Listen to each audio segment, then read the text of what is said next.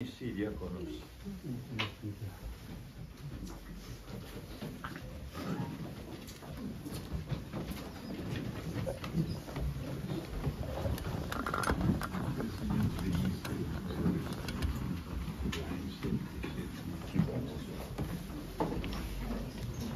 Je vais juste faire un petit commentaire.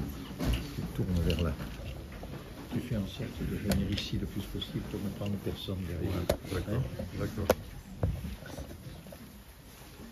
Aujourd'hui, nous fêtons l'entrée solennelle à Jérusalem du Seigneur Jésus-Christ, du Fils de Dieu. C'est la Pâque fleurie, comme on disait avant, c'est la Pâque avant Pâques. Donc c'est le Fils de Dieu, Fils de l'homme, qui triomphe comme Messie. Cette entrée triomphale du Christ préfigure son triomphe final sur la mort. Et il nous entraîne avec lui. Sur l'icône, nous voyons un peu tous les éléments habituels, des éléments minéraux, végétaux, bon, l'activité humaine aussi, et animale aussi, cette dimension. Qu'est-ce que nous voyons? Le Christ qui est toujours tourné vers nous. On peut le voir disposé différemment, mais là il est assis comme s'il était assis sur un trône, le trône de la création. Nous le voyons aussi sur cet anon, qui est déjà un petit peu assez grand quand même. Un anon, pourquoi? C'est signe d'obéissance, d'une certaine modestie, pauvreté, et le voici arrivant triomphalement. Je l'ai vécu à Jérusalem, et je vous assure, ça vous touche au plus profond de vous-même lorsqu'un prêtre, très souvent, monte sur un anon et qui descend du mont des Oliviers vers la ville sainte, Jérusalem.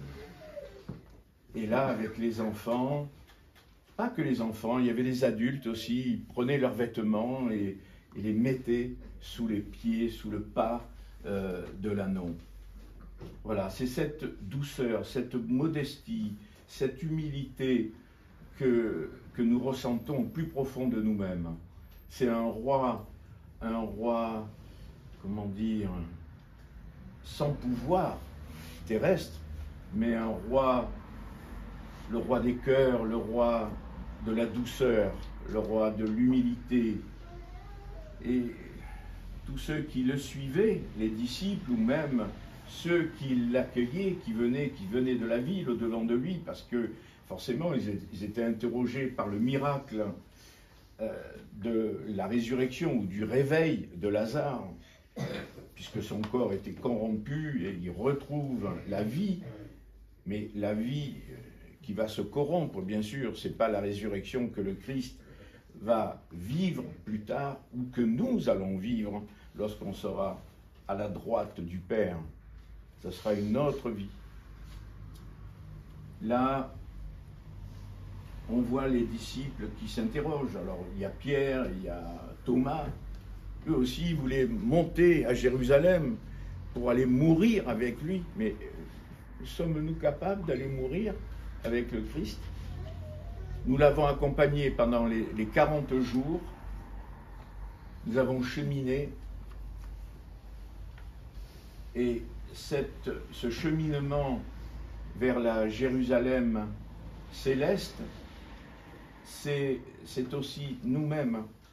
Est-ce que nous avons inscrit en nous-mêmes ce cheminement pour aller vers la Jérusalem? Ainsi, avec les enfants, je n'ai pas trop insisté, mais on voit les enfants qui jalongent le chemin avec les branches, que ce soit d'olivier, de saule ou autre. Là, c'est peut-être l'arbre de Zachée, je ne sais pas, enfin on voit que ces palmes qui est signe de victoire,